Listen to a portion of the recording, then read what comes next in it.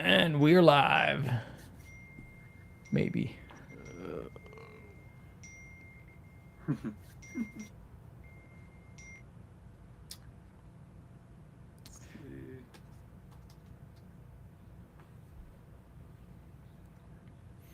Oh, and we have 4 viewers? Is that like concurrent viewers waiting for? There we So- go. All right. So, this is perfect. Oh, wait, I'm like a little worried about my camera here, but you can actually see like the whole wide shot, which is awesome. Oh, and Okay, we so you have get to see the beers. 4 viewers? That's the most Is important that part. like concurrent viewers waiting for? There we So- go. All right.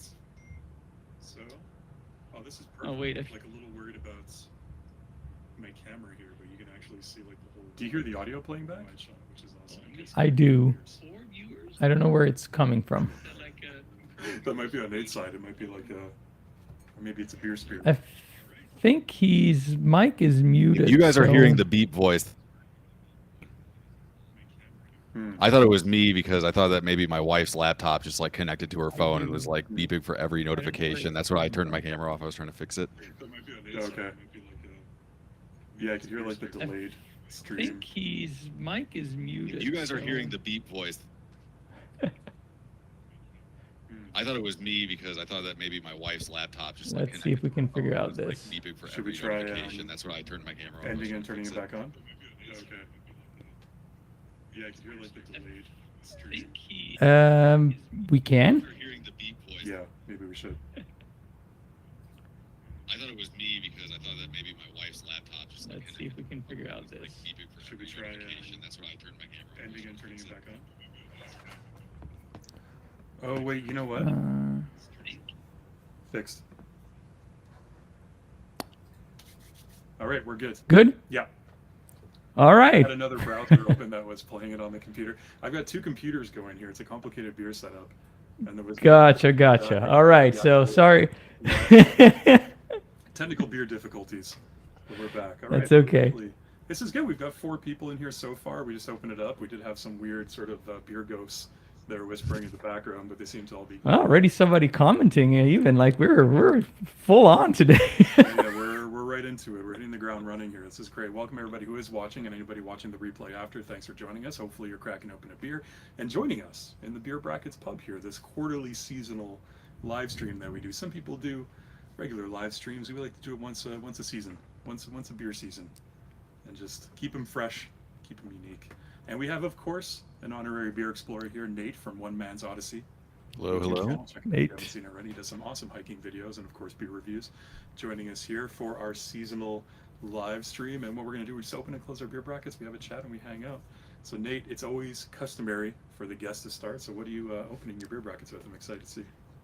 Well, maybe we can talk more about this beer adventure throughout the live stream, but I am opening up a beer that I got recently on a trip to Canada Mhm.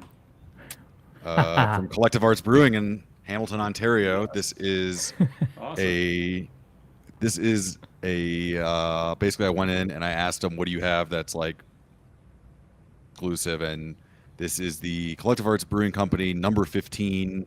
It's dry hopped lager with Motueka hops. What? So I I'm didn't pretty know they interested to had try it. Taproom exclusives there. I got to go check it out. Yeah, so they had this one and they had a sour IPA, and I kind of Okay. debated which one I wanted to drink tonight, and I decided to go with this one. Nice. Yeah. So anybody, Good choice. Nate came to hang out. He came to Canada for a conference recently. We went to go hang out at Collective Arts Brewery here in Hamilton. We actually got to meet in person finally, which was awesome. And I know you went back into the bottle shop after to pick some stuff up. So that's cool. They have taproom exclusives. That's awesome. Yeah. Yeah. They also, well, there was another. I tried their Pilsner, which I never had. It wasn't a taproom exclusive, but they said it was in a special mix pack that I'd never seen before, and it was exclusive to that. But it was really good. Cool. That's awesome, man. So Yeah, I'm really excited to open it. I think when we were there, not to derail too much from the opening session, but when we were there, I was I have to admit now that I've had time to dwell on it, I was a little unimpressed with the tap selection. I think of the beers there, they had 8 taps, and I think of all the taps, there were only 3 that were actual beer. So that was a little Right. surprising. right? I If know. you don't count, Really? if you don't count kettle sours as beer, I'm maybe not counting kettle sours as real beer for Yeah. this for the sake of this argument. Yeah. But when I tried, you got the porter, and I tasted the porter, and I thought that was just really really good. So I wanted to make sure that I left there with a pretty good representation of their beer. I did really like the lager. I'll say that the lager was very good, the one that I had on It was tap. good. And I maybe picked up a couple of those porters that, depending on how quick I'm back on my feet, I may or may not review one of them. That's amazing. Yeah, we tried the Stranger Than Fiction porter that I talked about in our beer bracket cellar episode, Alessandro, and he Oh, which is one of my nice. favorites. Yeah, I love that porter. Okay, we're gonna get into that because I do want to talk about that, Nate. What you mentioned about the non beers on tap, but we need to crack some beers, so we got to get through this. The opening beer bracket rituals here. So, Alessandro, you said you're excited about these beers, man. So, what are you opening with? So I picked two interesting beers. Like one that I've never had, one that I've had before, but I'm going to start with the one that I've never had. And I'll be honest, I picked it mostly because of the title.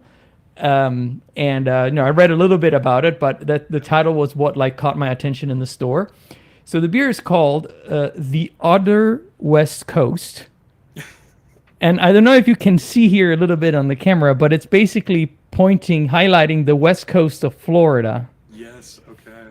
So I like that because obviously I live in Tampa, which is on the west coast of Florida, and I thought it was a fun little game on words on the West Coast style IPAs. It's an IPA. It's made with Centennial, Citra, and Mosaic, and it's from the Escape Brewing Company. It's actually been brewed and canned here in Tampa by Florida Avenue Brewing, which is a great brewery that I've had the pleasure to visit. So I don't know if it's a collaboration or if they actually, it doesn't say exactly here. It just says that it's brewed for Escape Brewing. Okay. But yeah, I'm excited to try it. It's 7.1%, and so it's starting a little high there. But yeah, that's what I'm opening my beer brackets here tonight to celebrate summer. That's awesome, man. Yes. So Nate, How about you, man? Nate, you're gonna have to do me a favor here, and you're gonna have to introduce these beers for me. Okay. Because I just reached down into my beer cellar here because when you came to visit, you brought me some beers from New Mexico, and so I'm gonna be trying 2 of them today. All right. And I'm gonna save hope the they're good first ones. one. Yes, and the first one, as you told me, is very very special for one big reason, and it was tried by Michael Jackson, as you mentioned. He had written about it, and that is the Santa Fe Brewing Pale Ale. And I was thinking, you know what? You told me this was a special beer, and I wanted to save it. And I was thinking, you know what? I want to drink this on a special occasion. So I was going to wait maybe, on a Friday night or something when everything's nice and calm. The daughter's in bed and we're all just, relaxing, getting into your evening beer meditation, and crack it open and really appreciate it then. But I was like, you know what? If I get drinking it with you, so you can tell me about it and I can tell you about it, what I think about it, I think is going to be the best way to do this. So when I am tasting this, I would love it if you could sort of tell me anything you know about it, a little bit about it. I purposely did not look into it that much, so I want to hear you. I want you to tell me all about it as much as you know. So, guys, thank you so much for being in the pub tonight. Yeah. Thanks for having me. It's Open these a beers and- pleasure as always. So thank you for being here. That was loud. Because I have no furniture in the house because we're renovating, that crack of the can just echoed in the empty rooms. Like, It's an echo beer chamber. it is. It's a beer echo chamber. Exactly. Exactly. All right, so we got 2 people in the chat to start with. We got good old Jim. Jim's been a subscriber for a long time. Yes, finally made it out to one of these. There you go. They're elusive. Cheers, They're Jim. very elusive. Yeah. Cheers. Thank you for joining us tonight. And let us know what you're drinking. Yes, and we have Stormblade X69. Hola. Yes, welcome. Thank you so much. Hola, welcome. If you are having a brew along with us, let us know what you are drinking. So I know that that beer. So Santa Fe Brewing Company is the oldest extant brewery in New Mexico. I want to say they're founded in 1988. I'm almost positive they are the largest brewery in New Mexico in terms of volume. They distribute to all over New Mexico, and then I think also some of the surrounding states. I think it's still the same people own it. It was a guy bought it from the original owner in 1989, and he's owned it ever since. Okay. because they're so big, they've really diversified. Like many like medium regional craft breweries, they've kind of diversified more into like the seltzer and cider game type. Well, I guess they don't really make cider, but they make like seltzers and stuff like that. And so I would say that over the years, their beer has become more mass market. But what I do appreciate is that they've kept around two of their staples that I think have existed ever since they opened. That one, the pale ale, and a nut. They have a nut brown that I think is one of the original beers that they started off with. And I think like the nut brown is probably a style that you wouldn't really see many breweries making today. I was going to say, yeah. But that pale ale, I think it is more of like an English style pale ale. And I did review it probably 2 years ago or 2.5 years ago. It was one of the first. I don't think it was one of the first reviews I did, but it was like in that first wave, that first like 20 beer reviews I did. And I don't think I've really had it since. I might have had it on tap once or twice, but it's a good beer. And yeah, to my knowledge, it's the only beer that Michael Jackson drank in New Mexico that still exists today. It smells That's fantastic. pretty awesome. Yeah. Thanks so much for that intro, Nate. That was awesome. I love, we're all about the history and the story behind the beers that we're trying. So Cheers, guys. Cheers. yeah, cheers, guys. Enjoy those first sips.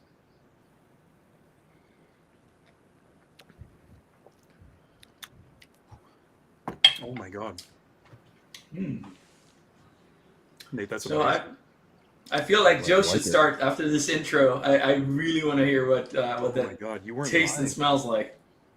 You were not lying. You know what? The aroma on it isn't that strong. So normally, Okay. Pale ale. I was expecting something a little malty, maybe a little hoppy on the aroma, like you're used to with a standard, let's say, English pale ale. And so I was like, hey, what's this going to be? But then you go in for a sip, and oh my god, there's so much there. There's kind of like this really sort of like deep bready maltiness to it, like a very sort of,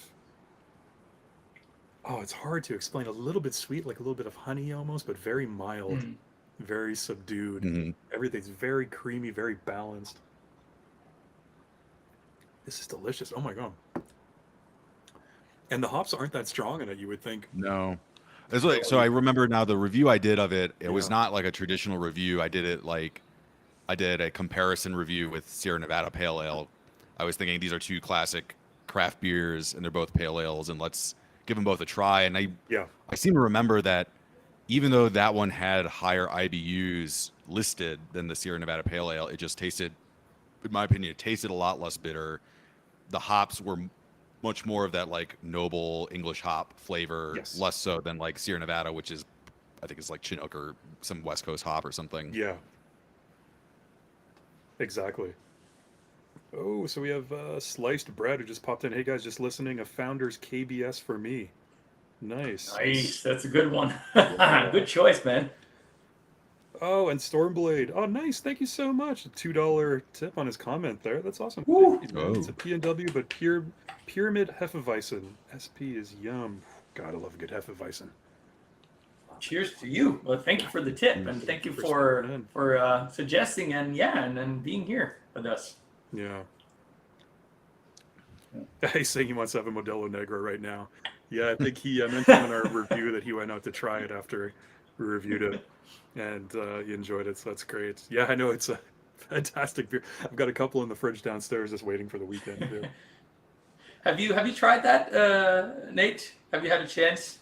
I Modelo think you Negro? commented. Yeah, you said you mentioned. Yeah, that you I've might- I've had it before. I don't drink it that often, but I've definitely had it before. I think it's really good. I mean, I commented in the video like I think my go-to Mexican Yeah. beer is probably Bohemian.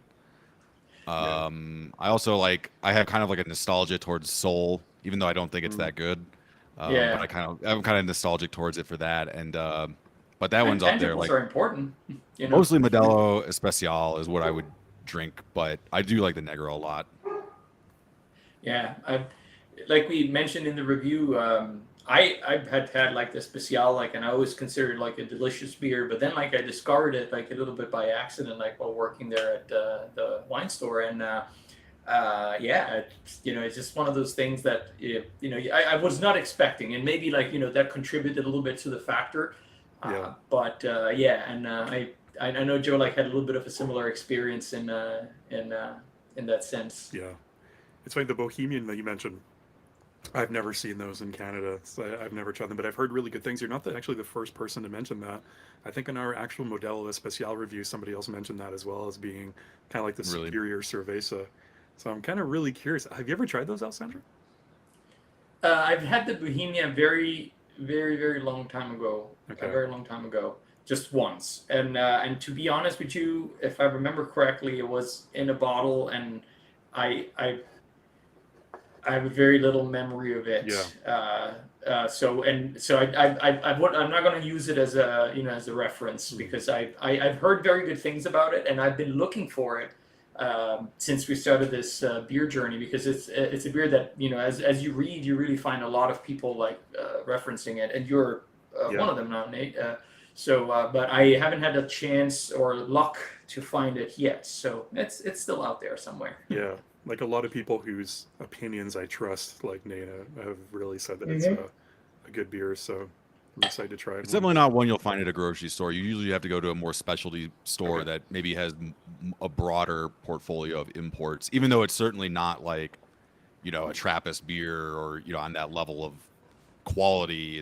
I find that like if you just go to the supermarket that would have something like Modelo and Dos Equis and Corona, they usually don't have it. Yeah.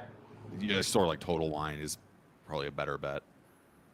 That's where it's funny that you mentioned that, because I at least the ones here in nearby, like I don't think I've seen it, but I think it's because it falls within the category that you mentioned, that it's not quite like it's obviously an import, but it's not like one of those imports that are necessarily on the on the top 10 maybe, so it's slightly more difficult to get your hands on, but I'm gonna keep looking, like, because I definitely want to experience that. Looks like we might have lost Joe here for a moment. I don't know what's happening, but that gives us a chance, maybe, like, for you at least to give us some impressions on your beer. We'd love to hear that. I am really, really pleased with this beer. I think it's one of the best lagers I've had this summer. It is really, really good. I mean, it's like the mouthfeel. The mouthfeel is what's impressing me most of all. It's just like you can see it just has this like thin layer of carbonation. It's still going after the heads kind of died down. It just has this like amazing pillowy mouthfeel, and the flavor is really well balanced. You can definitely taste the dry hop nature of the beer. It's got those like dry hop notes, but you know what I mean? Like it's not like that. It's really those like more subtler notes of the hops. I'm kind of getting like some really bright fruitiness, kind of maybe like peach. I kind of like, I like peach skin as a descriptor a lot. It's kind of that like not quite as juicy and fruity as a peach, but still with that like aromatic quality. It's got a little bit of bitterness, but really not much. It's just got that nice hoppy like earthiness, and it's a very, very good beer. I'm on the one hand, I'm a little upset because I came home with 2 of these, and I gave one to my beer buddy Jeff, who Love a good beer buddy. he's been driving me to work since I can't drive myself, and so I felt like, I should give him one of these, and this one sounded the best, so I figured I'd give him one. I gave it to him because I would really like to have another one of these. Well, maybe if Jeff is listening, like, well, thanks for driving you to work, but at the same time, like, exactly. maybe he will give you at least like a review of it, right? Like to hear that would be the least, at least. I always try. Vicariously live through him.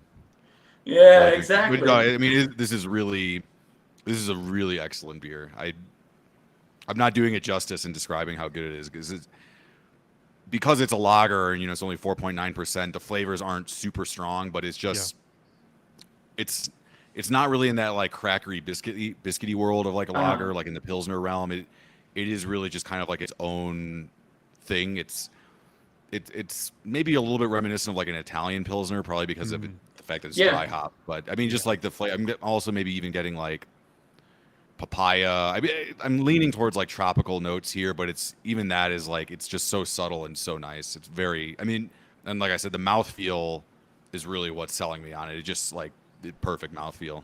which is Have good. fun. I mean, it survived a border crossing and 2 plane Yeah, flights. exactly. So I'm glad that it held up To, that go to Collective character. Arts and get one too. So we That's have awesome. Alejandro Cortez in chat. Welcome, Alejandro. We have Alejandro and Welcome. Alessandro.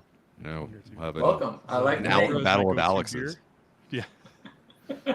It says Negro is my go-to beer, so I was super happy when I saw you guys reviewed it. There we go. Oh, thank you. Oh, And, we really enjoyed too.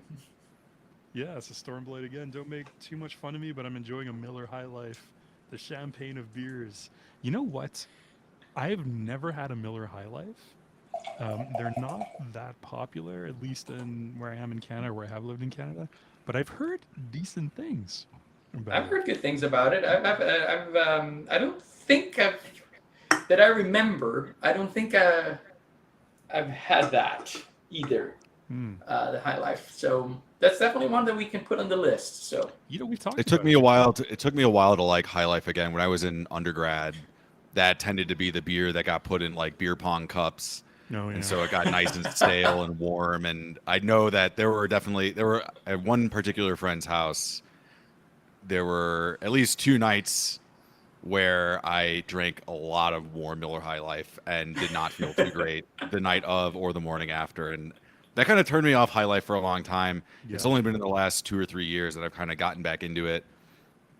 I definitely like it for. I don't think it's not much of a sipper for me.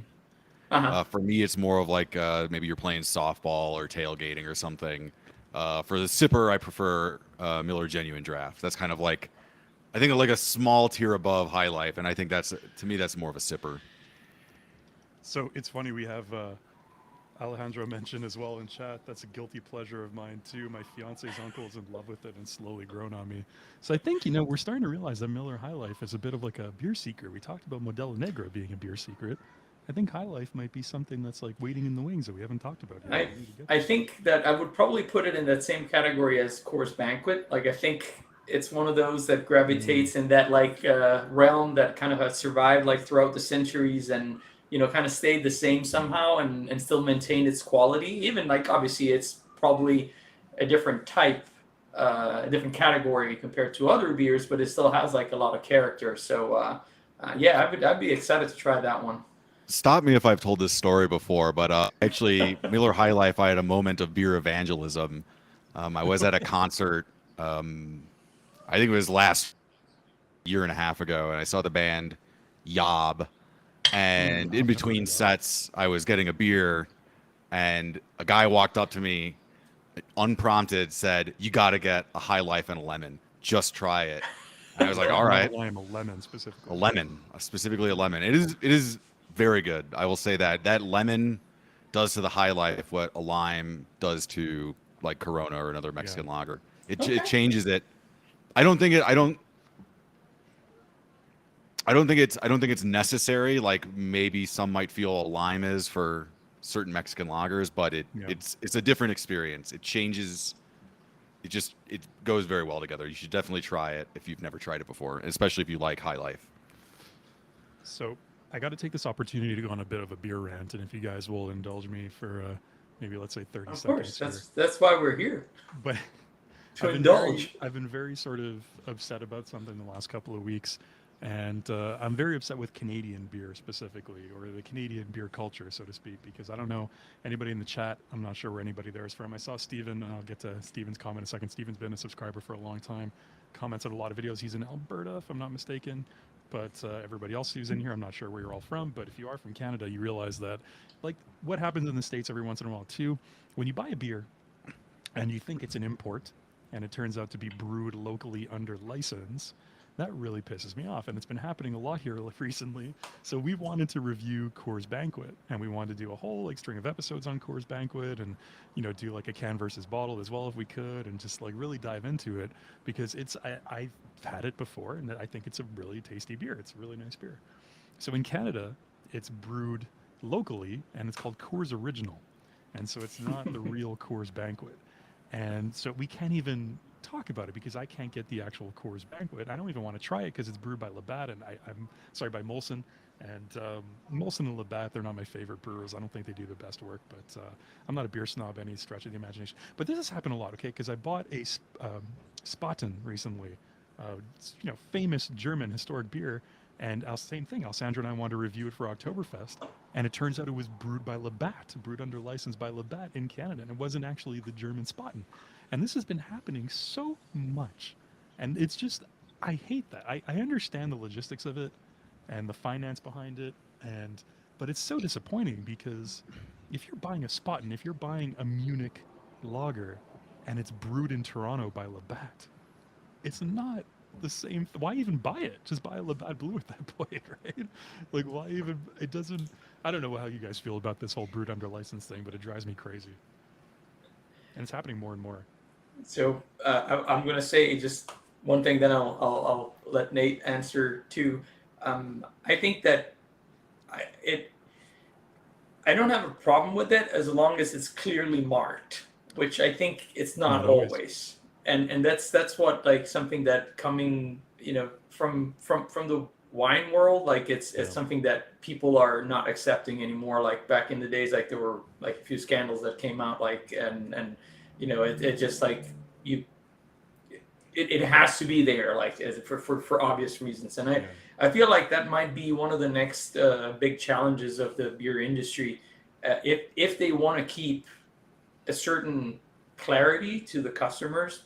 I think it would be reasonable that it's okay to do it if there might be reasons, like, and it's fine, but it has to be clearly marked, like, which you can say, yeah, it's stated, but come on, like, I mean, you had sent me the picture on I think it was the Spaten, and it was like tiny printed, like on the back. That I'm not a fan of, like, not at all. What do you think, Nick? I definitely think that there's like something like Guinness, a product like Guinness, right? That they would not possibly be able to do all their brewing in Ireland, right? They need to have breweries in the US and elsewhere in Canada to meet the demand for the product. And so, it's that I don't really have a problem with, but then something like Labatt being so quintessentially Canadian in my mind as a non-Canadian, that I would not be happy if I bought a 6-pack of Labatt, opened one up, and then looked at the back and saw it was brewed in Colorado. I was actually very worried that you were going to say that the Coors Banquet was Coors Banquet brewed in Canada, because one of the big draws of Coors Banquet is I think it's the only beer that they make exclusively at the Golden Brewery. Yeah, I think it's like even part of like their labeling, their marketing on the can says something like brewed with Colorado water, and so I think if they were to brew it elsewhere, that would be a problem. Now, Coors Banquet is kind of interesting. It's an interesting case because it's definitely not the most popular beer. Like it's actually kind of like the latest hipster beer, I kind of think, where it's like now it's beer geeks like it, hipsters like it, and it might be growing in popularity, which is maybe why they're trying to expand it. But yeah, I mean, I agree with you. I think that if something that's so essential to the brand is its origin, and you're misleading the consumer to think that it has that origin when it really doesn't, that's definitely, I think, wrong. Yeah, and in a way, right, like, I feel like the rest of the food industry is moving towards that anyway. And I think wine, in the sense, like, has been leading, not leading the way, but has done it for some time. I think same thing with spirits. Also, there's a lot of attention to where they're coming from, where they were distilled, like, and so on, because obviously there's huge components. And like when it comes to beer, for me specifically, like we've talked about that many times on the channel, like the water is a huge component of it. So I don't mind that. In a sense, it's also, I find it fascinating to say, oh, okay, well, this is brewed over here, let's try it, maybe it tastes different. But I want to be in control of that, being be able to choose, like, okay, well, I feel like drinking this, and I knowing that it's brewed somewhere else. Like, I feel like that's something, as a consumer, it would be nice to know, in my opinion. But for me personally, now, we've talked about this a million times on the channel. It's like when you're drinking imports, especially, like, beer is like anything, you can apply the same thing to wine. You can apply the same thing to food too. I mean, like, you know, when you're traveling, trying the local food is part of the whole traveling experience, right? And we always say how like trying different imported beers is like traveling, because you're trying this beverage that was brewed using the water from somewhere else. It was produced somewhere else. And, you know, people got their hands dirty somewhere else in their own production facility. They made it, they bottled it, they shipped it all the way to you. It went on this journey, so it makes it special. But also, it was done by them. It was done under the supervision of them in their own production facility, and whatever that entails. You would assume whatever quality that entails, right? So when you license it out to somebody else, it just, I don't know, it takes away all the appeal of it for me, at least, because then it's just a locally brewed beer, kind of in the vein of this beer that it's brewed in the license of, but it's not the actual beer that you think it is, right? It's just, and, you know, beer is so, you know, beer is fun at its roots, and so it's like that just takes the fun out of it for me. At least trying these different imports. Anyways, that's my rant for the day. Thank you for indulging me. I appreciate it. Of course. It's just happened to me so many times recently. I'm just frustrated by it. That's what the pub is for, like to chat about it and then see what we can probably not do much about it, but at least like you know, discuss about it among us. Yeah, man. Even the Stella that I get here now, I'm seeing more and more is brewed by Labatt in Toronto and not imported from Belgium. Yeah, that's a weird. shame. In Labatt, Yeah, and the Labatt's fact, like I mean, more than- the unfortunate fact is probably the average consumer doesn't care. No. It's only people like you who really care about it. I mean, that's like the one downside of all this, is that there's really no incentive for them to do it any differently. Yeah. Yeah, I think it's, you know, you hit a good point there, Nate. I think it's more about what, you know, what level of what interest you put in what you drink in this case, but in general, like, you know, what for us, I think like and I know for you too, Nate, it's all about like the experience, like Joe was saying. It's about like going out to the store, or the brewery, or the, you know, the country, and finding something different and enjoying it, and finding the story behind, reading about it. So all that is surrounding. So, and the drinking is obviously one of the elements within this big picture. But I think that if you were to remove the rest, like I think the drinking part, like it's just a tiny bit of it. So while I think the problem you're pointing out is that for a lot of people it's just mostly about the drinking, right? Like and the rest like comes in. Yeah, maybe it's important, but to some degree, right? Like, so I guess like it's a bit. It depends a little bit on the approach you take. Yeah. Let's catch up on some chats here. So we got Alejandro's from Southern California, Stormblade's in from Seattle area. Awesome. We have Sliced Bread in from Southeast Texas. Nice. We got people spread out a little over the U.S. here. And I know Steve is from Alberta, so we got one other Canadian in here. That's good. That's good. Nate, this pale ale is amazing. I love it. I would never guess that you would classify this as a pale ale. I would just classify it as an ale, I guess. I don't know, but maybe I'm just...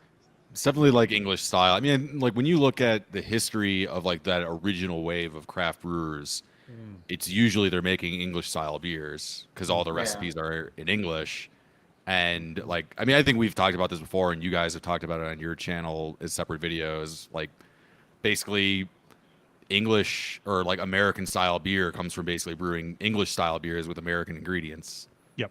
Because you can't get English hops very readily in the U.S., at least not in the 80s and 90s. So that's basically how like craft brewing as we know it evolves, and then obviously it takes on different iterations after that. But that's like the origin of the IPA and the American Pale Ale, and so it's interesting. I think that's why I think I like that beer a lot, is because it is sort of like a time capsule to 1998 of that era of craft beer, and that's why I really appreciate that they still brew it and make it. I can't imagine that that's a heavy mover compared to their other products, and as a brewery that, like I said, they're totally different than they were even like 10 years ago when they were some of the first. They were like when craft brewing, had that second wave in like the late 2000s, early 2010s. They were they capitalized on it, and they were one of the first breweries that I like tried and remember my friend telling me like, "Oh, you like craft beer? Try one of these." And they used to have beautiful bottle designs, and I actually find that I think it's ironic is that brewery they have as their logo a bottle cap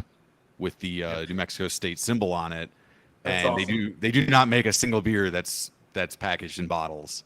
Oh, no. So you can imagine they used to use those bottle caps on their beers, and now it's kind of like a relic of just relegated to the logo.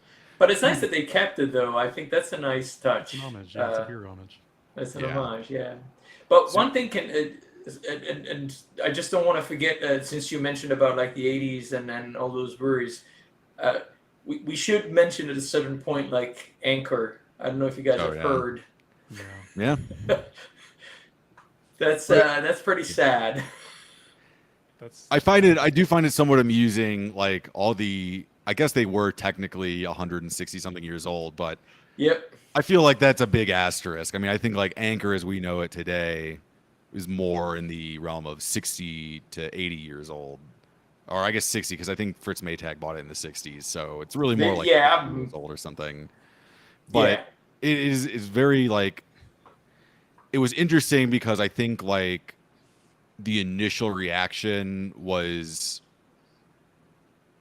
it was like the initial reaction to it closing was very defensive, I think, by the union. And then that like narrative kind of dominated, and of like the fact that basically, oh, they made too many changes too quickly. And I did feel like that kind of lost the picture of like, look, craft. I don't think craft breweries are doing poorly across the country, but I think big craft breweries and bad small craft breweries are doing very poorly. And I think that the narrative about the union and them, you know, not caring so much about the product, I think that that's less them being Anchor or Sapporo. I think that what's lost in that conversation a little bit is that they were already probably struggling due to the kind of like, it just seems like a lot of the bigger craft beer brands are really struggling. I mean, obviously, I think Budweiser or AB InBev and Molson Coors have sold off a bunch of their properties, and I think they're speculated that they're going to sell off others. Like I think Goose Island is speculated to be on the chopping block, and some other bigger brands are being sold off. And I think what we're seeing now is kind of an era where there's not a lot of people who sort of define themselves as liking craft beer. And I think that to some extent there was a lot of, I guess, oversaturation of not necessarily, you know, when you go to the store and you see a bunch of local craft breweries, I think that's a little bit more exciting than when you go to the store and you look at the craft section and it's the same like 5 breweries that you see all across the country or all across your specific region. And I know me personally, it's like I basically don't buy any of those beers. Like I'm not typically buying like Four Peaks or Goose Island or any of those bigger brands, even if they're independent. Just because like I'd rather just have something local. yeah. Maybe I have a few favorites of these craft brands like Sierra Nevada and stuff that I still purchase regularly, but even then I'd maybe buy a 6-pack every couple months. Yeah. So I think that's kind of what Anchor got caught up in, and then maybe the reason why they couldn't find a buyer was because of all these other external factors, whether that be Sapporo not understanding the product or the union asking too much, or I know that like a lot of people have cited like San Francisco is just a difficult place to do business in now, right? Like chances are a worker who works at that brewery is going to have to live very far outside the city, and even then they'll be paying exorbitant prices for rent or to buy a house. So it's just hard to find work. There's so many different factors that make that whole situation complex, and the fact that nobody has come out to buy the brewery, I think, speaks to the fact that it's more than just one easily pegged issue. Alessandra, do you still see it on shelves where you are, the Anchor Steam? So I haven't been at the Total Wine, which is where I usually where I used to buy it and find it like recently. So I haven't seen. Last time I was there, it was still on the shelf. I'm gonna ask you, But if ever you see it, pick up whatever it is, a 6-pack. I will pay you for it because I have never tried that beer, and I really, really want to try. And I No don't need miss out on to. the opportunity to. I So will- if you could yeah, get of one or two of course. them and hold on to them next time I'm in Florida, we'll have a cheers over an Anchor Steam. No, Yeah, for I sure. think you're gonna have. I would be very surprised if it was still on the shelves. But Yeah. It was a shame. I think like it was a shame that they. I will say to the argument that Sapporo did not understand the product. The fact that they remarketed into the whole rebranding thing is just like it boggles my mind. Like they went from this such a cool design, this timeless design, to like such a weird generic look. It was kind of like that I don't minimalistic think. I kind of do graphic think that to some design, right? extent they The did not anchor understand and the product. the 2-color tone. Yeah, Yeah. it doesn't. It did not look good. So, by the way, you haven't told us about your beer, Alessandro. Unless you have, and I'm just going crazy. That's right. No. I have not. You're right. And so I will say, I was actually quite impressed with the first few sips. They were kind of complex in terms of aroma. I think they really captured, like I mentioned, they have Centennial, Citra, and Mosaic. So quite a good mix of hops. Decent level of carbonation, but it dies out like pretty quickly. Mhm. What I'm not very impressed with, and I'm being completely honest here, is that after the first, say, like couple of minutes that it was in the glass, and this is a 7.1% beer, so it's not a beer that is meant to chug, so it's not even like, I didn't drink it fast enough. It kind of like all the aromas, the hops aroma kind of like disappeared completely. It just went almost to only bitterness, which, again, like still it's okay. But knowing that it started off as one thing and then it completely transformed into something that is completely different, I think there's something that needs to be balanced out there. And it might be because it's a collaboration, so I haven't had a chance to look on their website to see exactly if it's a regular offering, but yeah, from a tasting standpoint here, I find it a little, it died a little bit afterwards. So still pleasant. I would recommend it to try it, but probably not my favorite West Coast style IPA I've had. Did you confirm it was a collaboration, or is it? I'm wondering if maybe it's a new brewery, and so since they don't have everything online yet, if they needed to contract it out. So I have a feeling that you might be right, because the way it's worded on the can is like it says brewed and canned by Florida Avenue Brewing, which is a relatively big local brewery, and it says for Escape Brewing Company. So I have a feeling that you might be right. Like I didn't want to necessarily like imply that, like, or know that, but there might be that that factor in. So it's something might be a recipe that they're trying out. I definitely do like the name. I think it has like a good, because that's something that I find myself like saying a lot of times here locally. Like, oh, where are you? I'm on the West Coast. I said, oh, okay, but, and like if you're talking locally, you know what you're talking about. But obviously, there's a bit of it depends who you're talking with. So if there's somebody who's living here or somebody coming, visiting or being from anywhere else in the U.S. So definitely, like, and there's potential, because like the first sips like were actually quite enjoyable. Like I thought like this is a very good like West Coast style IPA, but then kind of like it went into this dip. So something that I'll have to explore and read about, like, and figure out. I will point out just one more thing, and then I'm done ranting. I like what they have here on the can. Like I always like to inspect them a little bit. Here on the side it says "Drink, Enjoy, Escape." So a little bit theme, like we kind of what we say always, like it's fun to explore, right? Like they say escape, but I feel like there's a resonance. West Coast. Yeah. See, there's a good. So my Interesting. I don't think my theory. I don't know about this this brewery, but it could be. There's a local brewery in Albuquerque that I know that they different local brewery to brew their lagers, because they don't want to invest in all the lager equipment, so they just pay another brewery to make their lagers. But obviously that's an IPA, so unless that's like a lager brewery, that probably is not true for that brewery. I have a feeling that you might be right, and it might be a smaller brewery that is starting out, like, and it's possibly trying to launch their product on a bigger market, so they don't have big enough equipment. So they might. I know there's a couple of places here nearby in Tampa where it's possible to do that. One is called Brew Hub, which is an excellent place. There's breweries that I can go and basically rent the equipment and produce like a run, like, so that you can have enough to place yourself on certain markets and certain shelves, because it's just about quantity, obviously. But obviously there's something to be said about like recipe is one thing, but scaling up is not that easy. Like there's a lot of things that go into that, and I wonder if that's what's happening here, or maybe it's just like, it could also just be this can. So maybe just, there's a lot of things, but I think you have the right point there. It might be a sort of a brewed for because like of limitation in their home facility. All right, guys. I think it's time to close our beer brackets. I don't know about you. I think I saw Nate take the last couple of sips. I did too a little while ago. So maybe close these out and Yeah, find out what our I'm second thirsty. beers are.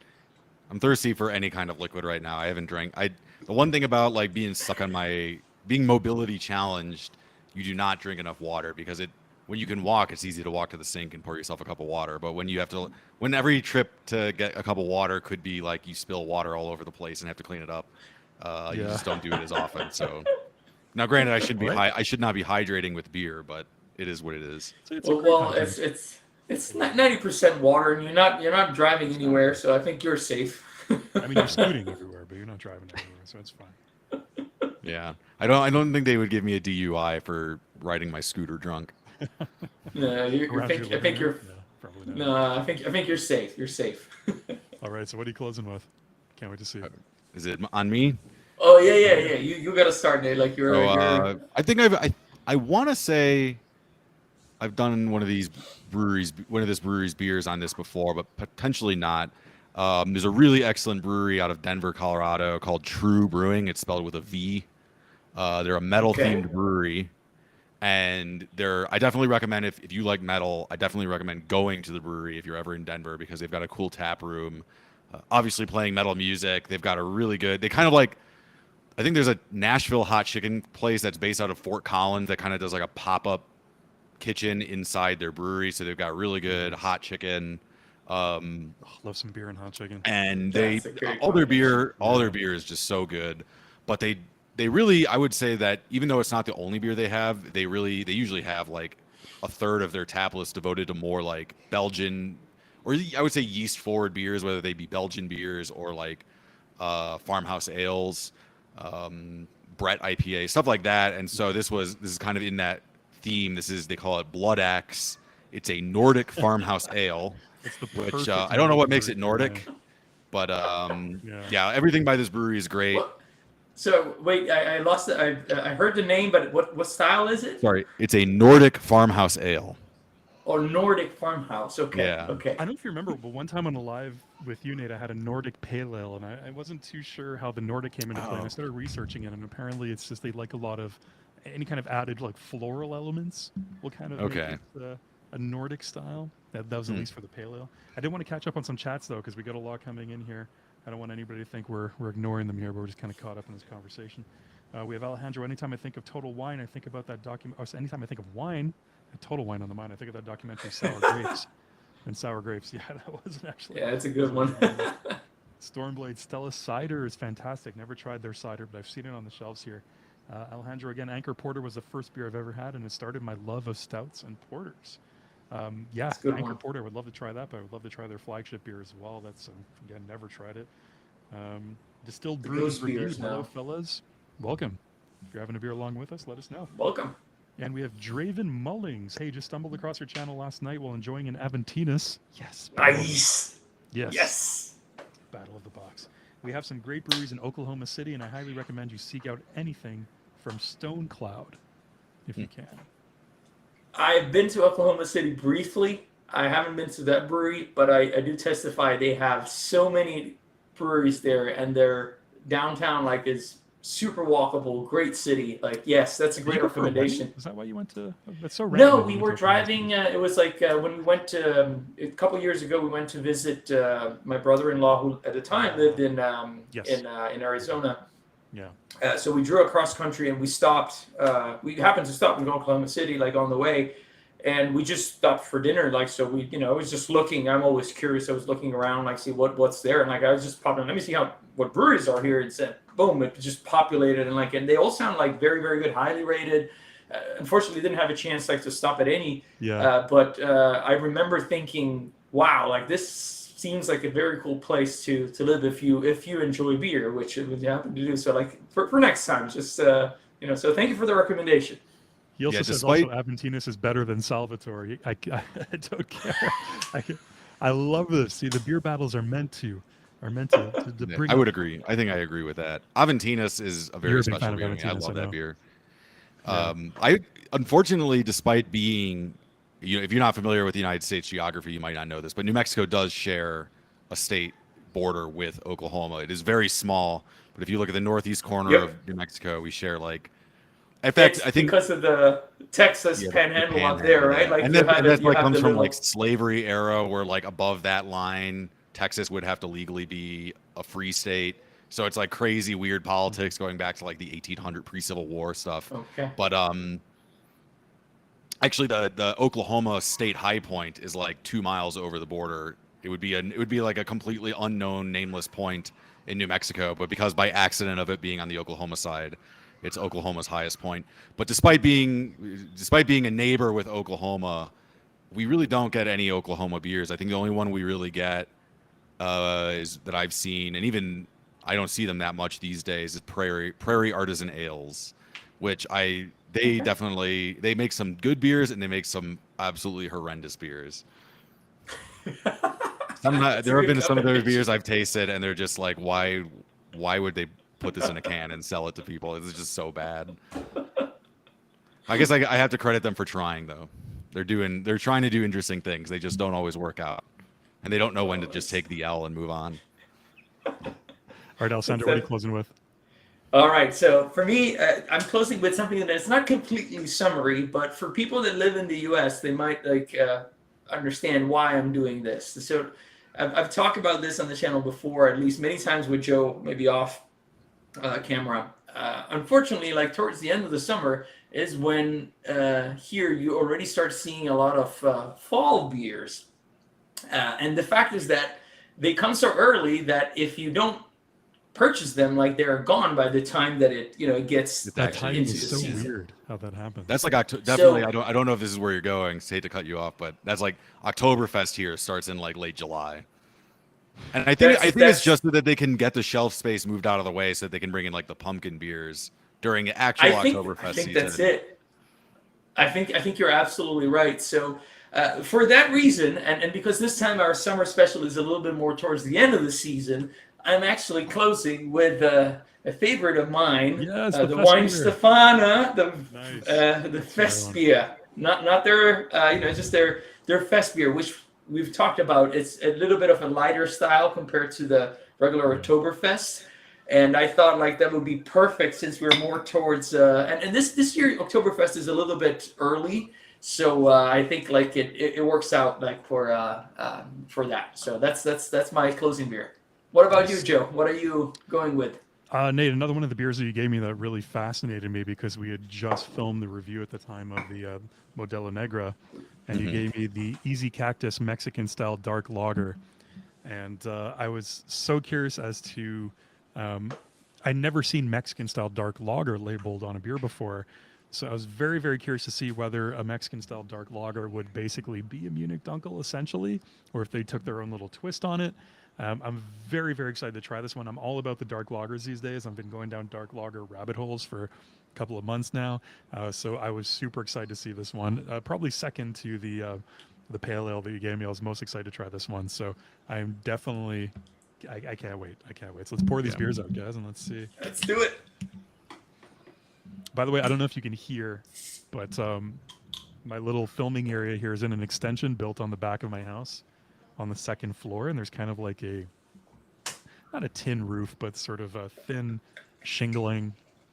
And it's not very insulated. And there's a huge thunderstorm going on right now. And the sound of rain and thunder is very loud in here right now. I don't know if you can hear it I on think the your screen, microphone but is pretty good, man. Like we can't hear much. At it least makes I can't. for and I can see the flashes of lightning outside too. It's really Wow. crazy. And the rain's hitting the windows right in front of me, so it's a perfect beer ambiance right now, I must say. Yeah, I have a different kind of thunderstorm happening near me. It's a 2-year-old about an hour before his bedtime. So hopefully my mic is good enough that you're not picking that up. Right off the bat, Nate, I'm getting this most amazing dark lager aroma that I absolutely love, and it reminds me of the Barry House Dunkel, Alessandro. That's the only other time that's a good one. That's I a got this good one. exact aroma off a Dunkel. So that Or- that brewery, Bow and Arrow Brewing, they're based out of Albuquerque. They're a very good brewery. I've never been there personally, and I find that I don't really buy their beer that often. I mean, I buy it with some regularity, but usually if I'm buying it for myself, not to review. I don't find myself buying it that much, but like whenever I have them, I'm always like I need to buy more of this brewery stuff because they're so good. I know like their big thing. So you basically have to say they're I don't know if they're the first or the only brewery in America owned by a Native American woman. I think what that kind of factors in is I think that they consciously try to like use local ingredients and stuff. That beer I don't think has any like local ingredients in it, but they have other beers, especially kind of their more like limited release stuff that they sell in like bombers. They tend to use local ingredients. I did review that one. I think the review aired like a week ago. I only have one more review left that I filmed before I broke my ankle, so Oh, I that's gotta great. I gotta get on something. It's funny because like my last review, I filmed it like the weekend after my daughter was born, and I did not realize how much my life was going to change in a short week and a half. So it's kind of a funny review in that respect. But anyway, but yeah, that beer, from what I remember, it's been a month or so since I last had it. It is very like if you didn't tell me it was a Mexican style lager, I'd think yeah, it was like a Dunkel or something. It is absolutely delicious. It's incredible. It's I'm at a loss for words with looking for descriptors to try and describe it. It's extremely very bready, very biscuity as you would expect from a dark lager or a Dunkel. But I love on the finish, there's a little bit of raisin, and chocolate on the finish as Yeah. well, but it's not like a long lasting aftertaste. It doesn't linger too long. So it's really crisp and refreshing. Nice level of carbonation. It's very similar in body to like the Negra. So I think it's really that Mexican dark lager / Munich Dunkel inspired style of brewing that's just absolutely fantastic. And it's really actually quickly becoming one of my favorite styles, to be honest with you. Yeah. Like just every single one that I have is a little bit unique. And I find that the Mexican dark lagers tend to be very rich and caramely and dark, but they very rarely really, I mean, you might get a little bit of that hint of chocolate, but they very rarely get full on into that chocolate zone.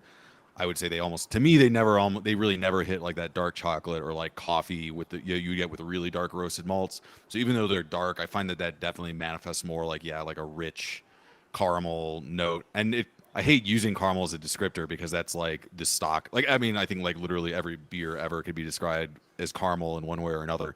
But those Dunkels definitely are like very caramely, maybe even molasses, just like that dark, rich, not really too bitter of a caramelized flavor. Yeah. How's yours, It Alessandro? sounds delicious. Well, like I said, I've had this before. I knew it was a favorite of mine, and like I gotta say, like every time I try it, it's just I'm just blown away by the balance. I think that's probably Weihenstephaner. Like if I had to say one word that like kind of represents all of their beers, like they're just precise and balanced, and still delivering flavors. And you can recognize every single one of their beers, and this one here is a little bit higher in alcohol, a little bit higher in hop presence compared to their regular lager. It has more of a bready presence. It really feels more like not necessarily like a meal like you would say like for the Salvatore, but it has more of a rich presence. But still, it's super sessionable. So like if you gave me a liter stein of this, I would drink it no problem because the carbonation is lively. It cleanses your palate perfectly. So there's it's just like a beer meant to be drank. Like that's the best description I can give you, man. Like it's very, very good.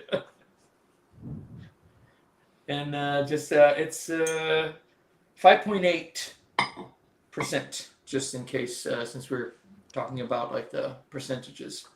I've never heard thunder like this here. It's constant. It's like a constant rolling thunder that's been going on for about 10 minutes. And the lightning is nonstop too. And I'm looking out the window right now, so I'm like, it's insane. Wow. Yeah, when I went to visit you, I think I told you that I was very I was very close to getting tickets to see the Tiger Cats play because they played that night, and Yeah. I think I even had them in I my think that- cart, and I erased them, and then basically decided not to go because my kids Yeah. were they were over traveling, and so I was ready to just Yeah. take them back to the hotel. And it was funny because we left your place. I would say it didn't, maybe a little windy, but it was like partly Yeah. cloudy, bright. Oh, It rained wasn't like crazy that night. Yeah. yeah, it was. We got to the hotel, which was I was not staying in Hamilton. I was staying in Niagara Falls, so it was about an hour drive. And we got to the hotel. I get up to the room, turn on the game. It's halftime, and I see that it's on like a indefinite delay. And I'm watching. I'm like, was this Hamilton? Like, is this the right game? Yeah. And it was like a typhoon going on. The funny thing was we were on the 11th floor or 10th floor, and that same weather pattern ended up hitting Niagara Falls, and I have to admit, it was pretty funny to watch all the poor people running in terror because they were being drenched. I felt a little bad about laughing for it, but it was pretty funny. I mean, I know Did they you have, turned like, a out good all view of right. that whole area by the falls where people are standing and like that whole lookout area? No, I did not. I cheaped out. I went for the city view, which was it's only like $20 a night less, and I should have just gotten Falls View. I wasn't even paying for it. My work was $20 a night. Thank you very much. Yeah. Hey, it's beer money. It's beer money. Yeah. So we have Draven Mullings. I usually only drink dark lagers and Belgians, but there's nothing like a Michelada on a hot. Michelada, yeah. How do you guys feel about Those are beer good. cocktails? That's an interesting question. Micheladas, Yeah. So I mentioned that I have kind of like a nostalgia towards Sol, and it was just for whatever reason when I went to Mexico actually for a conference like 5 years ago, and for whatever reason I just gravitated towards Sol and my micheladas, and that was basically all I drank there in Mexico was micheladas, just because it paired perfectly with that experience. There's one brewery that I would love if you ever came to New Mexico. I would definitely either one of you. I would definitely take you there. But I would have loved to bring you their beer, but they only sell it in crowlers, and crowlers don't really travel that well. But there's a great brewery in Albuquerque called La Reforma, Oh, and their whole shtick is that they basically specialize in Mexican style beers. So I think they have like Great American Beer Festival award winning Mexican lager, a dark Mexican lager. I think they have a beer that's cleverly called Maximilian, which is I want to say what was Emperor Maximilian? Was He's from Austria. Belgian? Austrian. He's from Austria, so it's like a Vienna. I want to say it's like a Vienna lager, maybe. Exactly, Vienna and Austria. And so it's like that's very cleverly named. And so they're a great brewery, and they do their own just went out. homemade michelada mix. So you can get a crowler of their Mexican lager and a crowler of the michelada mix, and they're really stellar. They're really good. But that michelada, I like a black and tan. Other than that, I'm not really into beer cocktails, honestly. That's a good answer. Alejandro says, "Call me weird, but I love the Negra in my Michelada." Do you say Michelada, right? It's Michelada. I don't think so. I think it's michelada. Is it Michelada? Is that just the? I think it's like your brain sees something beer related, and that's MICH, and think it's thinks Michelob? like Michelob, but it's not. It's just my michelada. terrible Spanish, my terrible Canadian Spanish. Okay, so Michelada, nice. And we also have Alejandro who said, "I pardon my ignorance. There's no ignorance when it comes to beer. There's no my friend. ignorance. There is no ignorance. We are all on a beer exploration journey here, and discovering great, delicious beers, and we're all learning. I've recently gotten into sours, but do you guys have any recommendations? Interesting. Well, I guess I would. Let's Nate can go first. Yeah, I was gonna say like I was just gonna say there's one thing you want to be cognizant of if you're new to sours is that there's basically two types of sours. There are those I don't know what the technical term is, but there are sours that basically, due to long-term exposure to the elements, develop certain yeast strains that cause a sour characteristic. Okay. You'd see like a Flanders Red would be an example of one. Something like I don't know if this is a Flanders Red. I don't think it is, but Duchess de Bourgogne That's a It's would fine. be a one. red. Yep. And those beers, they kind of like just get sour over time because of the natural yeasts forming in the beer, and they're usually very pricey because it takes like a year or more for those flavors to develop. And then there's like what I guess I would call what I would just generally say kettle sours, which is basically you throw was it lactobacillus in with the yeast and lactobacillus, basically it's what makes yogurt sour, and it just basically turns some of the sugar, or it, I don't know exactly, I think it turns the sugars into this sour flavor. And so those are going to be like very different styles. I think with the kettle sour, you're going to find that it's not a very complex style. And actually, when we talked earlier, and I was mentioning like that Collective Arts only had like 3 what I would call beers on tap. I don't, though a kettle sour is certainly a beer. It's just such a different flavor profile than a beer. It's really kind of almost its own drink, even if it is made like a beer, in my it's opinion. technically a beer if you break it down, but like for all intents and purposes, it's not really. I classify them as different drinks. Like exactly. When it comes to sours, I'm not the biggest sour fan. I do appreciate some here and there. There's some that I've tried with Alessandro at some breweries down in Florida that I really enjoyed. Could I sit down and drink a pint of it or 2 pints of it? No. I'll have a taste. I'll maybe drink a half pint. Split a tall boy can with somebody. But is it a style that I seek out, that I crave, that I want to drink kind of on my weekend when I'm having my Friday night beer meditation? No. But not to say that it's not good. I've tried some very, very good ones that are very creative and very tasty and very complex.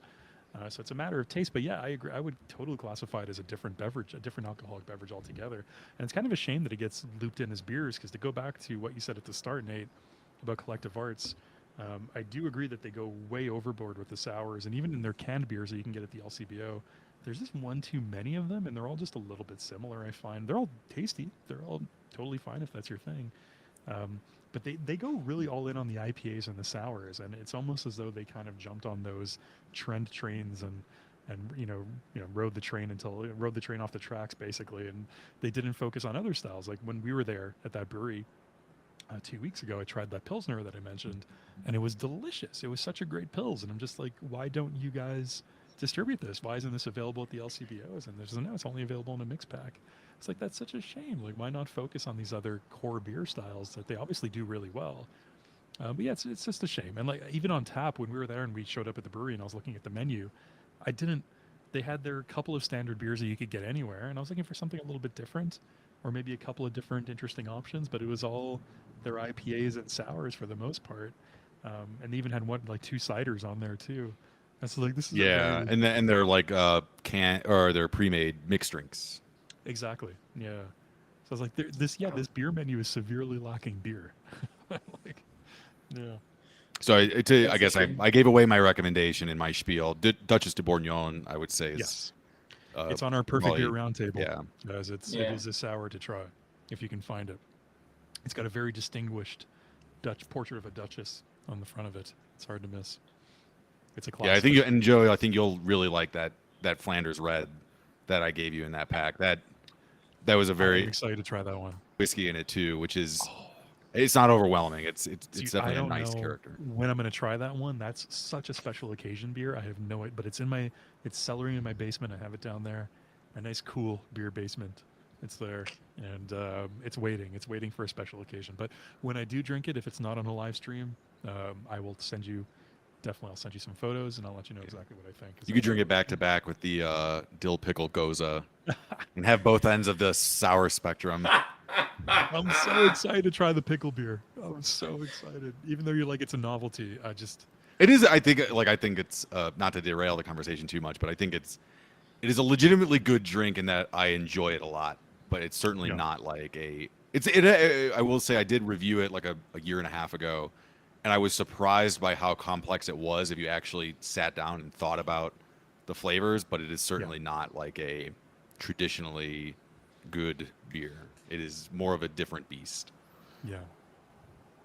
Wow, that's interesting. We like different beasts. Like it's pushing the boundaries to the unknown territory. We have Draven again. I promised I'll shut up about them, but Stormcloud debuted a Michelada. I'm sorry. In cans 2 weeks ago. Absolutely mind-blowing. Awesome. I wish I could send you some to see for yourselves. I would love that. I would love if there was a way for us to be able to just transport beer, like, just like a Star Trek transporter. Just, teleport beer to each other. That's what you need, yeah. Beer transporter. Beer transporter. Just, that'd be fantastic. Just transport the molecules, have it materialize somewhere else, a different galaxy. And then Stormblade, I've had one sour. It was really good. Yeah, like I said, most sours I try, I enjoy them. Like I'll have a sip or two, and it's like that's really tasty, and I really enjoy that. But, I'm curious. Would you know if not the commenter? I'm curious if he or she.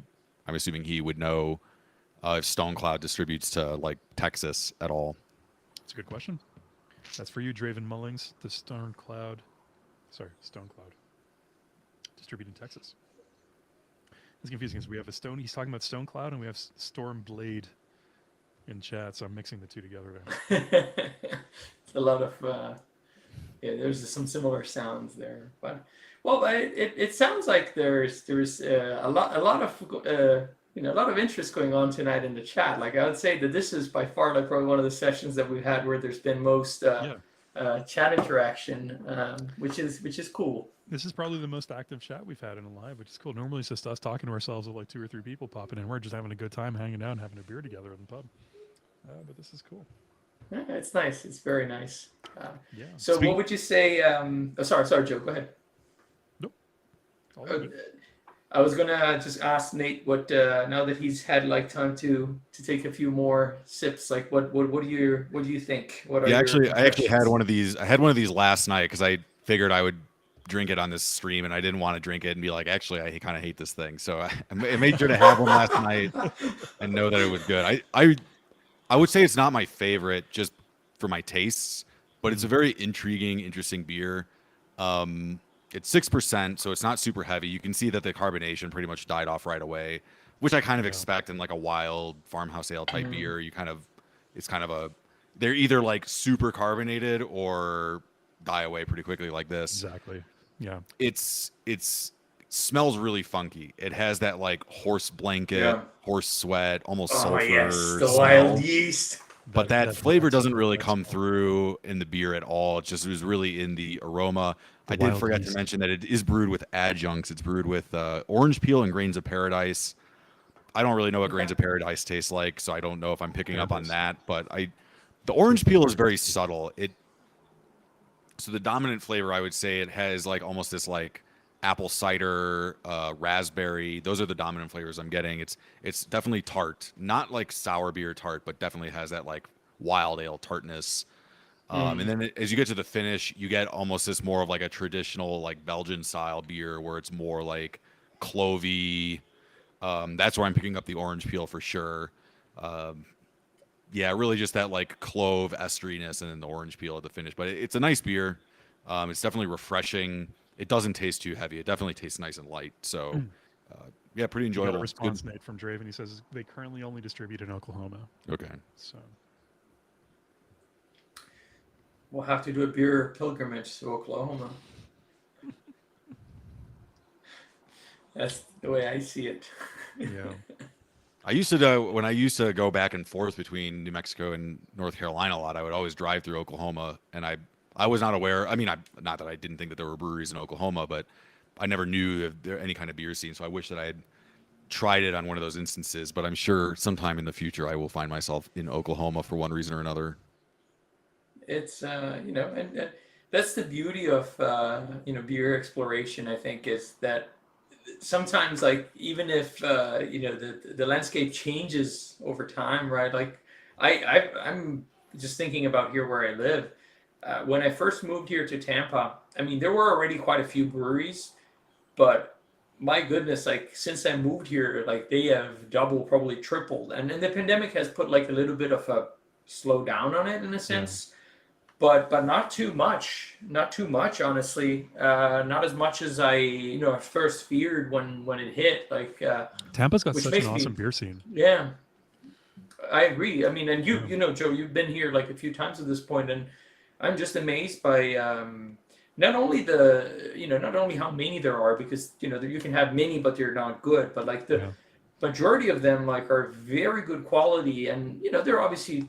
There might be things on their offering that you might be in love with, but they most of all have like a good core of 2 or 3 beers that they do well, like, and they have their distinct characteristics. Which, considering that we are in a very small area, I found that like quite impressive. Like, and Barry House has stolen my heart, man. That brewery is just such a special place. yeah. Just that they're so lager focused, and they have their slogans like "Bring back the lagers," and like that's just Oh my God, that place.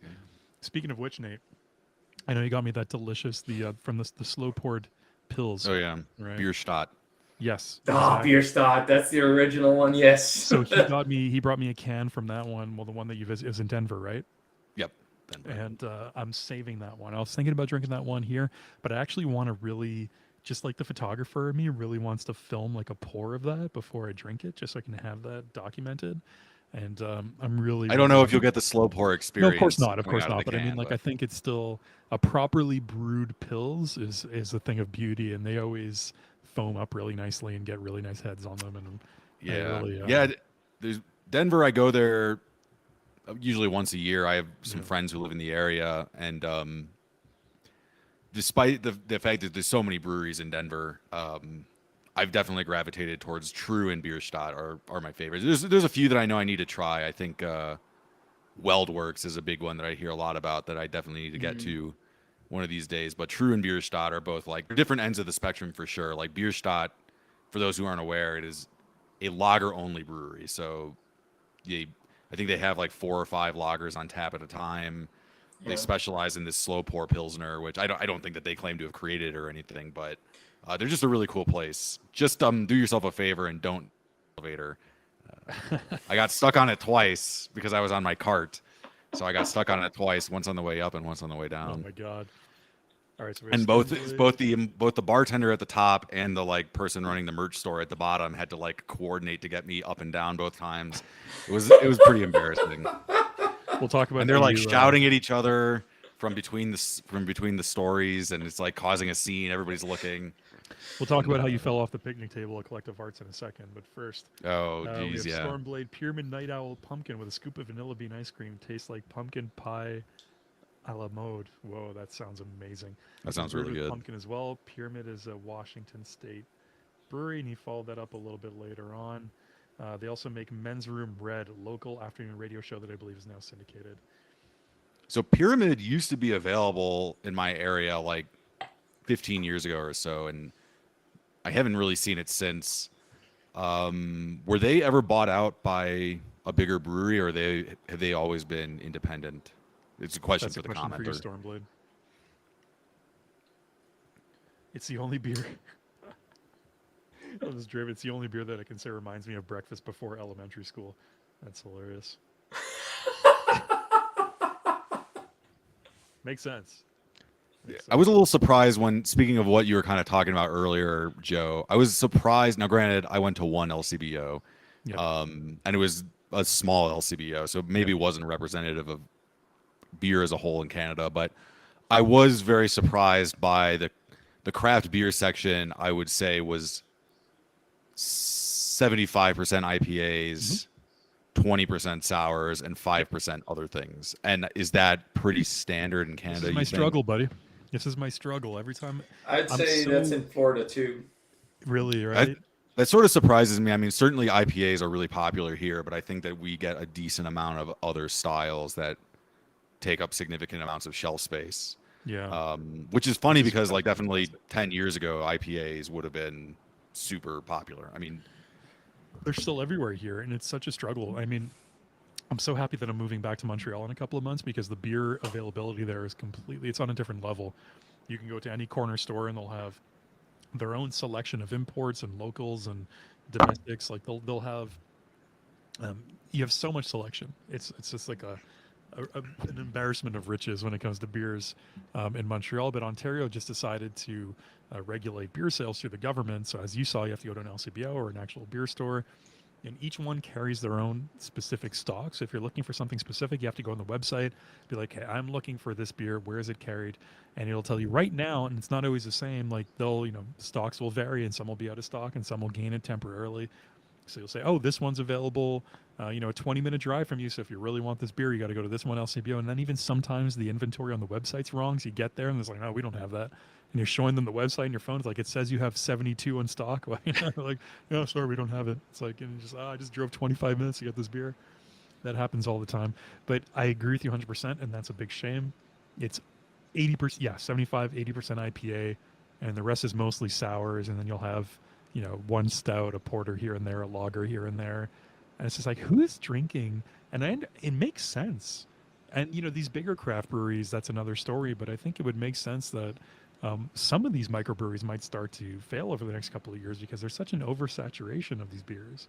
If you want any style of IPA, you can go to any liquor store and there's dozens to choose from. So you might have your favorite, but how many of a specific style like that can you try where there's going to be something interesting about it or something that differentiates it to a point where you're going to want to go back and buy it again or might become one of your favorites? I don't know. It's a shame. It really is a shame. And Alessandro and I have always been big advocates of the lager and pilsners. We know it's a style that we love and Yeah. it's done really well. And it's a shame that there are reasons. We have talked about this on episodes before of why microbreweries don't really attack these styles too aggressively. And Collective Art specifically, I did a tour there a couple of weeks ago, actually a week before you came down, Nate, and I asked them about that specifically, and they're just like, it's a lagering issue. We just don't have the space to dedicate to lagering beers. So we have one lager, and we keep it down to one lager, or else we'd have to dedicate so many tanks to lagering and aging the beers, and that's the main. He was just like straight up. He's like, that's the reason. That's the reason. So it makes sense. Yeah, it's an interesting how sometimes, but I find specifically what Nate said that they don't have as much of an IPA flood in their stores. I wonder, and this is just a wild guess, if my understanding is that the pale ale / IPA movement started mostly on the West Coast or closer over there. So I wonder if, as part of that trend, that has worked its way, at a certain point, like now the next trend coming, has made its way over there, but not yet over here. So it's like slowly moving in this sense.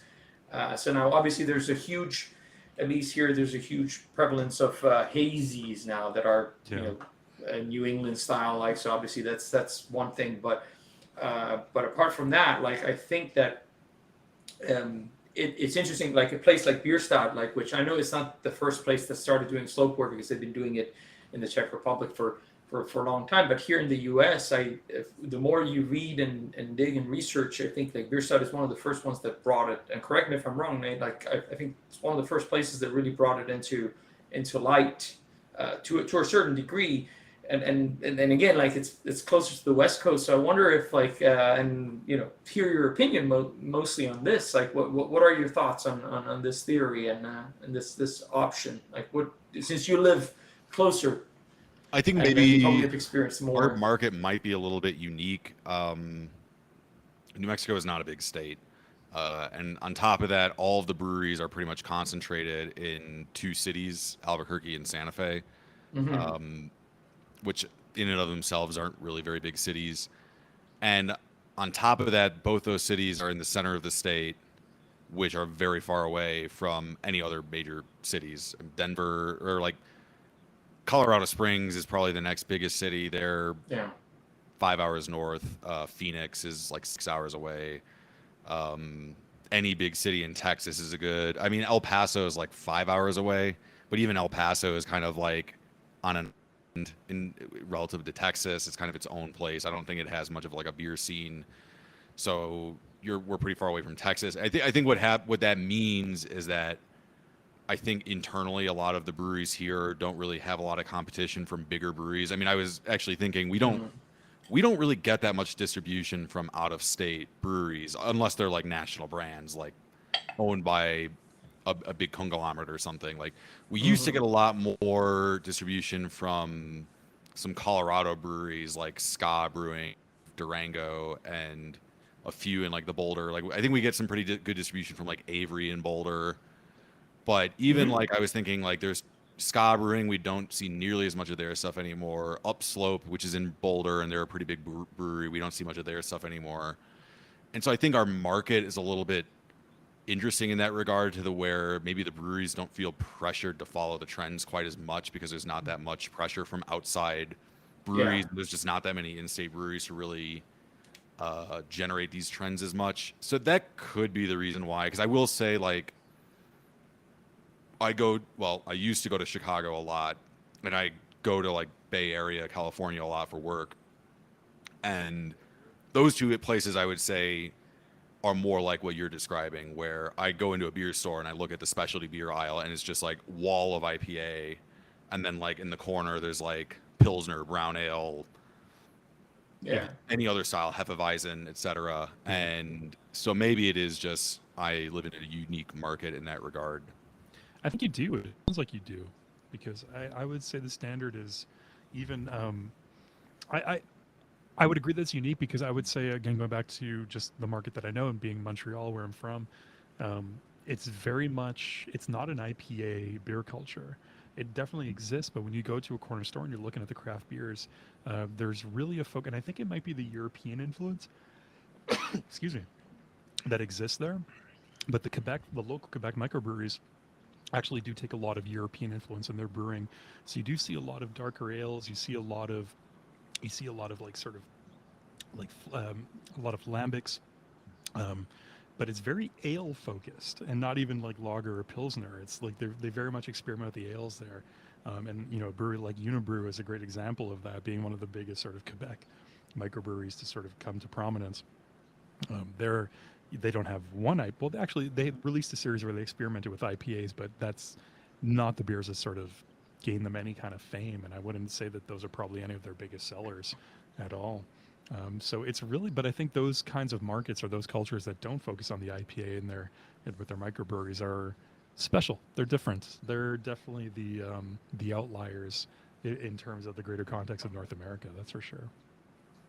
Yeah, here I would say that if we have trends going on right now here, I would say the one trend is definitely Mexican lagers. Especially a lot of breweries are making Mexican lagers with blue corn, and maybe that's the reason why I see a little bit more lagers in general than maybe other markets do, because I think maybe there's a little bit more openness to the local consumer because they've tried those beers and they don't view it as oh, this is just a cheap lager.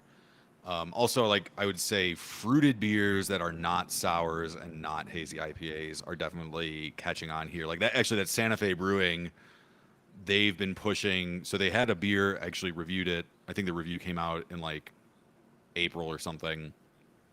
It's like a fruited wit, and now they've just in the last like 3 months they've like totally expanded on that brand, and now like that fruited wit has like 3 other sub styles that are just like different combinations of fruits all on that like master recipe. So I think that if any trend is maybe coming out here, it's maybe more that, where it's like adding fruit to beer without it being a cider or a sour or a hazy IPA. Yeah. So we have Stormblade IPA, and he has a little, vomiting emoji. I prefer Belgian, Trappist, lagers, and wheat. Yes. Yes. Our tastes align very well there, my friend. And then also blue corn, you have my attention. So he's curious about. We'll let Nate speak a little bit to that. Corn's a fascinating adjunct.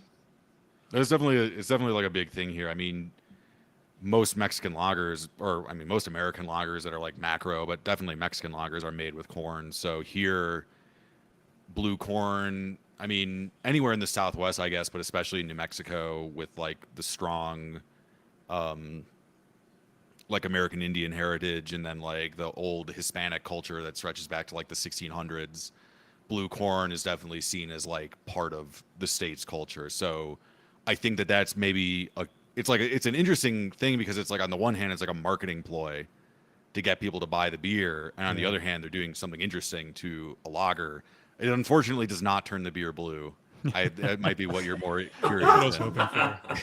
It's definitely. But it's definitely like it's definitely a big thing here. Like I think like I could probably name like 4 or 5 local breweries off the top of my head that make blue corn Mexican lagers or blue corn pilsners or something like that. Well, it's interesting because I've never had like a beer brewed with blue corn, but I have tried a few whiskeys distilled from blue corn, and I will say that yes, Balcones being the main one. I will say that, well, I guess like I don't remember if they label like their baby blue bourbon or whiskey. I think they label it whiskey, because I don't I think it's a remember if they corn meet. whiskey. It's a corn whiskey. It's a corn whiskey because I don't think it meets the requirements for bourbon. But one thing that I will say, it definitely has a completely different flavor profile from anything I had ever tasted. Even in, considering that it was not mostly blue corn, and so I would definitely be interested in trying. That's definitely something that I wish would make its way more in other markets. For sure. That sounds like extremely interesting. Nate, I mean, gotta say I'll be that honest. you- It's not like going to change your opinion on anything. It usually adds a little bit of a more like earthy flavor to whatever they put it in, but it's certainly not like going to change your opinion on Mexican lager or anything like that. Unfortunately, I would love if it just was like a magical ingredient, and if it made Yeah. the beer blue. maybe it glows in the dark. Have you tried that? That's true. No. See, there you know. Future video. I'll do it in the dark and drink just blue corn lager. Maybe it tastes better in the dark. Maybe that's the quality. I really enjoyed this Mexican dark lager. This was fantastic. Thanks, Nate. I appreciate in general you bringing those beers down and traveling with those to give those to me. That was really nice of you. But this one in particular was fantastic. I mean, both of them were the same. Yeah, when are you coming to Florida again?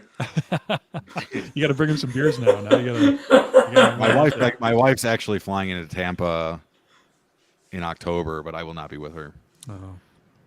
Well, tell her to go to the Berry House if she has time. Like both Joe and I, if she enjoys lagers at all, and she has time, it's worth. She's an I'm IPA sure fan, she'd so- love to. It's the 2-year-old and at the time 4-month-old that'll be in tow. Gotcha. They're the ones that Okay, need so to be she's. For some reason, I thought maybe it was a business trip or something like that, but no, I understand. With kids, I mean, it's a pretty kid-friendly place, but if she's alone, with 2 kids, it might not be feasible. This is good. Do they sell packaged beer? Do they sell anything They do. packaged? That might Yeah. be enough to convince her. I could maybe They do. convince her to go. They At actually least do pick something up and stop for a pint. So you said October. So they actually might have the past 3 years they've been bottling their Baltic Porter. So they actually might have that as well around that time. They do obviously have their major. So usually the Tampa Export, which is their main, and then a few of the others. But if she does go there, and Tampa Export and the Vienna Lager are the two that. Whichever one you can get, depending on how much space she has, I would highly recommend those. And if they have the porter, obviously, the Baltic Porter, that's a treat. But they might not have it already bottled by then, so depends.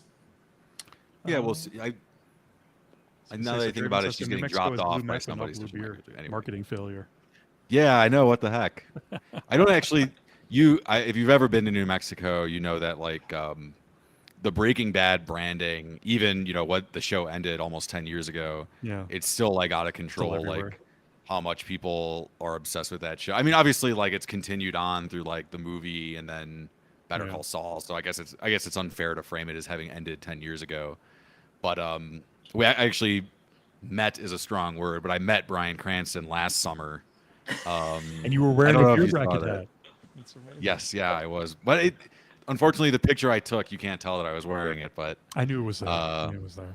We knew it was that. That's all that matters. yeah, it was they were unveiling a Walter White and Jesse Pinkman statue in Albuquerque, and so they were both in town for it, and they were hawking their Dos Amigos. I think it's Dos Hombres. Their Dos Hombres mezcal at one of the Total Wines in Albuquerque, and they were doing a bottle signing. And even though we got there an hour and a half early, I think it would have taken us another hour to get his autograph, and he had to basically go and do media stuff. So he left, but before he left, he went and took a picture with everybody who was waiting in line. But I was wearing the Beer Brackets hat. So It's amazing. but yeah, it's I'm surprised that there's not more Breaking Bad beer stuff. Maybe they're just Right. worried that they'll run into some legal issues. Probably. I actually, with with the Oppenheimer movie, I would expect to see maybe some more like, Oppenheimer, Los Alamos type branding. There's actually, I have a video on my channel. I don't know if you guys remember it. It's there's a local brewery in Los Alamos that makes a Hoppenheimer IPA. And then there's a brewery in Dallas called Manhattan Project Brewing that makes a Hoppenheimer IPA. Well, apparently my buddy knows like one of the owners or brewers or something at the Los Alamos brewery. And I guess Excuse me. the Dallas brewery laid claim to the Hoppenheimer name first. So they basically have like a brewing legal battle queued up for if I would imagine that they're probably not pursuing it too hard, but if the Dallas brewery ever decides to like distribute to New Mexico or something, I would imagine there's probably some kind of legal action in wait there. So It's a great name though. I mean, I It's can't awesome. fault either Jaden of them. for says, coming when you up with met it. Brian, did you say his name? It's a good Breaking Bad reference right there. And again, No, I remember I've met two celebrities and I remember pretty well what I said to them. With Brian, I think I handled myself well. I said, "Congrats on the statue." nice. I also met when I You're was like, check out the Beer Brackets YouTube channel. yeah, I should have said that. When I was I don't know, anybody who watches like NFL football in the chat is maybe gonna know who this person is, but I used to live in Chicago, and so I was at Chicago Bears training camp the year that I did for Brandon Marshall, who was a very good wide receiver, but he literally, I mean, I don't want to speak of it lightly. He had like legitimate like mental issues. I can't remember what he was diagnosed with, but at the time he wasn't diagnosed with anything. People just thought he was like a psychopath. And because of that, he just bounced around the league a lot because he just caused problems wherever he was. And so at this point he had been traded to the Bears.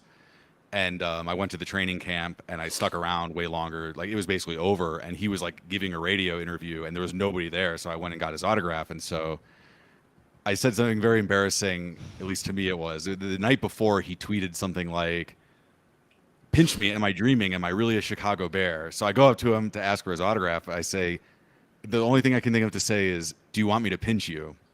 Oh no. And that was all I said. Oh, And he just gave me this weird look and signed my program and like gave me a chuckle and walked away. But that was a good reference, though. I mean, like you know, and he probably didn't catch it, but like I feel like it makes sense now that you explained Definitely it. So makes it sense. wasn't that weird in my opinion. We have Stormblade again, who sent another tip. Thank you very much, sir. That is unnecessary, but you are buying us beers that we will be reviewing on the channel here. So thank you very much.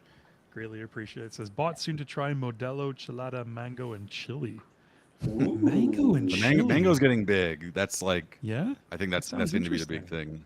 Let us know what you think. Mango When you do and try it, comment on any random video Yes, and let us know so we get please, it. please. But, We want to know. Yeah. We want to know. he also said, bless you, when you sneezed, Alessandro. He's a gentleman and a scholar. Thank you so much. Yeah. Guys, I think we are coming to the end of our time here. This was the time flew by. It's already been almost coming up on 2 hours for this live, which is unbelievable. We opened and closed our beer brackets. We had some fantastic beers. This was, again, Nate, I have to thank you. These beers that you brought me from New Mexico were absolutely delicious. I loved both of them. And I still have about good. 6 or 7 left that you brought me that I have to try. So I will keep you posted as I try them. And for Well, anybody who's Alessandro, curious- when I make my appearance in your side of the world, I'm going to bring you a care package. you got to too. top yourself now. When you go down and visit him, you got to bring him even better beers.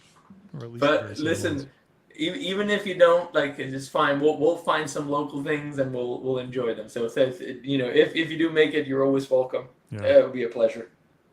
Well, thank you for the beers you gave me, Joe. I obviously didn't open any up on the stream, but I thought about it, but I really wanted to open up this Collective Arts one because Yeah, I thought no, that that's this a great would one. redeem them That's for a great their one.